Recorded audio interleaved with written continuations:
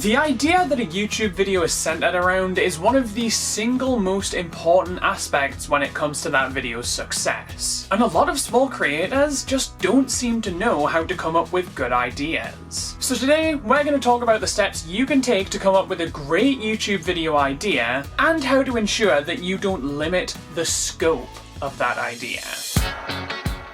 Coming up with YouTube ideas is something that comes very, very naturally to me. And I'd imagine that I'm not alone in that. A lot of us don't really have the time to be dedicating as much as we'd like to YouTube, so a lot of our time is spent thinking about YouTube, whether we're at work or on a walk or at the gym or doing whatever it is we have to do instead of YouTube.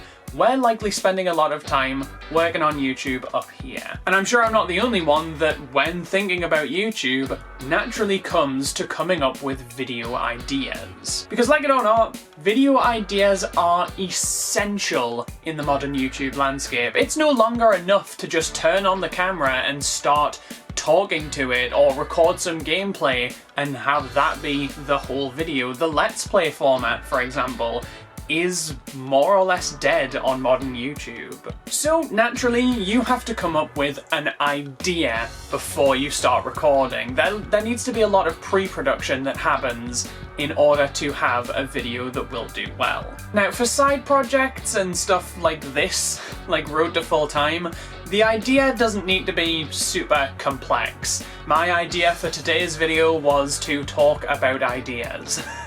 And in total fairness, generally on YouTube, a simple idea is generally better. You don't want to have something super complicated because that's really difficult to portray to an audience in an easily digestible way. Specifically, it's difficult to portray on a thumbnail or in a title. You know, you could have a good idea of like, I flew to America on the cheapest flight possible and stayed in the most expensive hotel I could find, and then tried the highest rated restaurants in the city that I was in. That's not necessarily a bad idea, but it's really difficult to portray concisely. So I guess that would be the number one tip, right? Make sure that it's a good idea that you can portray in a title and in a thumbnail. If your idea is not easy to get across to the viewer in a title and thumbnail, it's probably not a great idea for a YouTube video. Again, that's not to say that it's not a good idea, it's just not a good idea in the modern YouTube landscape. Now, there are ways you can take a slightly more complex idea and boil it down into its essential pieces to communicate in a title and a thumbnail. For an example, my most viewed video ever is titled "Nintendo Plushes Have an Issue." And the concept of that video is basically there is a specific plush manufacturer that Nintendo uses to create a lot of their merchandise, and some of their practices are really anti-consumer and not good. There was a number of issues that I discussed in that video that were all quite different but still relating to the same topic. A slightly complex idea that was able to be communicated concisely and effectively. I also made the choice to not make specific mention of the plush company in particular. The company is called Sané, and I didn't think that that would work particularly well in a title or thumbnail. I didn't think that would really draw people in, so I kept it a little bit more broad at Nintendo plushes, and for the most part that worked. That was evidently a good idea, and it was able to be communicated effectively. Another reason that it was a good idea is because it was something I was legitimately interested in. This is a huge issue on YouTube at the moment. There are so many videos that could do really, really well, so many ideas that exist in the YouTube creation nebulous that people, anyone really, could take, make into a video and be really successful with. But the problem is, if there is no passion behind the creation of that video, no one's gonna be interested. I'm sure I could look at what's currently going on in the realm of cryptocurrency or AI or the political sphere, and I could create so many different videos from those topics that have widespread appeal, that can be communicated effectively, and that would do really, really well. But the issue is, I'm not interested in any of those topics. So when it comes down to scripting the video and recording the video and editing the video, there's not going to be any passion behind it, right? I'm sure we've all watched videos where the person talking just clearly doesn't care about what they're talking about. And if nothing else, that's just really hard to watch as a viewer. But there is a legitimate reason why having passion for the idea is so important when it comes to bringing that idea to life and having it be successful. Passion is the ultimate driving force. It is the ultimate motivator. If you are passionate about a topic that you're discussing or an area that you're making videos within, then you are going to be so much more likely to power through and make that video despite any of the hurdles that you may face. And ultimately, that's just going to lead to a better quality product. You're going to be so much more willing to refine that idea, to rework the script and really make it something you're genuinely proud of. You're going to be so much more willing to try out different thumbnail and title combinations to really find what captures the essence of this video the best. And most importantly, you're gonna escape burnout. It's all well and good to make videos that appeal to the algorithm and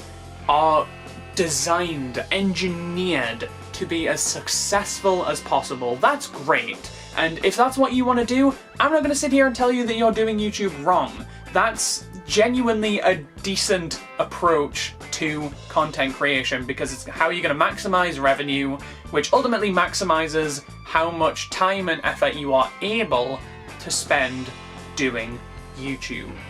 But if there is no passion behind the ideas and the videos themselves, if all of the passion lies in what those videos can achieve for you in a monetary sense, I don't know, man. I don't have the experience to draw from, but if you ask me, that is just a recipe for hating content creation. That is a recipe for burnout and disappointment.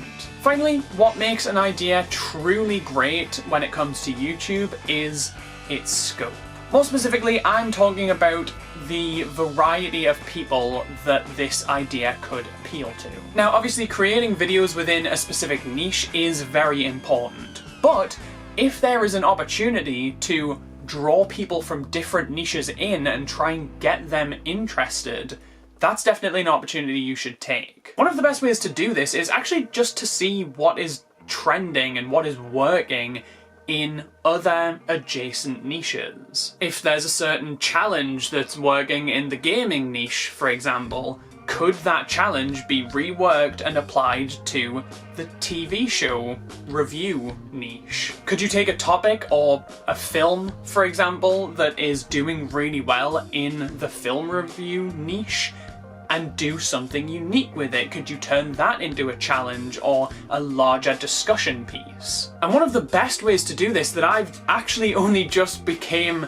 familiar with is the idea of creating a case study. This was suggested to me by @HighJello64 in the comments of one of my videos on this channel. I think it was the Finding Your Niche video. And what they suggested was basically, once you have a core premise for a video, try to expand that and build a case study that can have much broader appeal. The specific example they gave was recently on the main channel. I did a video about a game called Animal Crossing Wild World, and I presented the case that this game is bad because it's ugly, and I presented the facts and the psychology that would help to prove that argument. And what HighJello suggested was that instead of having the entire video and the entire thesis of the video hinge on Animal Crossing Wild World or Animal Crossing as a franchise, maybe build a case study of a lot of different games that fit that same criteria, that prove that same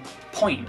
And when I saw that put into words, I was blown away by the fact that I hadn't thought about it sooner. Because ultimately, only so many people are going to be interested in Animal Crossing. Only so many people are going to be interested in game analysis. Only so many people are going to be interested in the psychology of gaming. And so naturally, only so many people are going to be interested in the intersection of those three things. And a lot of people, just hypothesizing here, might be interested in the analysis and the psychology, but just not interested in Animal Crossing, and therefore don't want to watch the video. So if I presented the same argument but using a variety of different games that fit the same criteria, suddenly that's no longer a barrier to entry. Suddenly it's not just, oh well, I might be interested in this video, but I really am not interested in Animal Crossing, so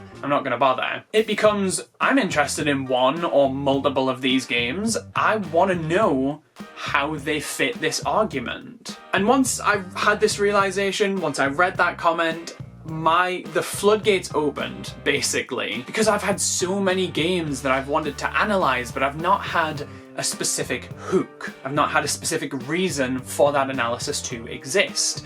But a lot of them have the same sorts of issues going on with them, the same common complaints, the same themes in their analyses. And so why would I not bring those games together to form one cohesive video? And we were talking about passion before.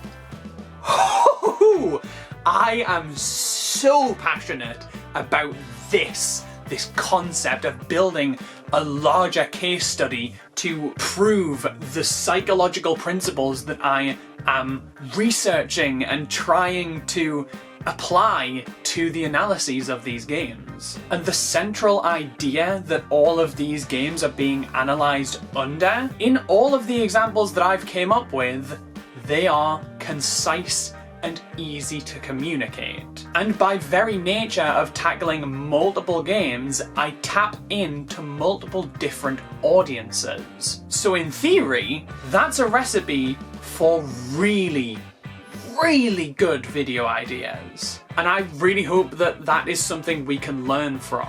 Thank you so much to HiJello64 for writing that comment and pointing out some changes that I could make. It really has opened up so many new possibilities in my mind. But now that you know how to make great YouTube video ideas, it doesn't necessarily mean that you have the time to implement those ideas. And if you want to find out what would happen if time was not an obstacle, then you should check out my last video on this channel. Thank you for watching, and best of luck with your ideas.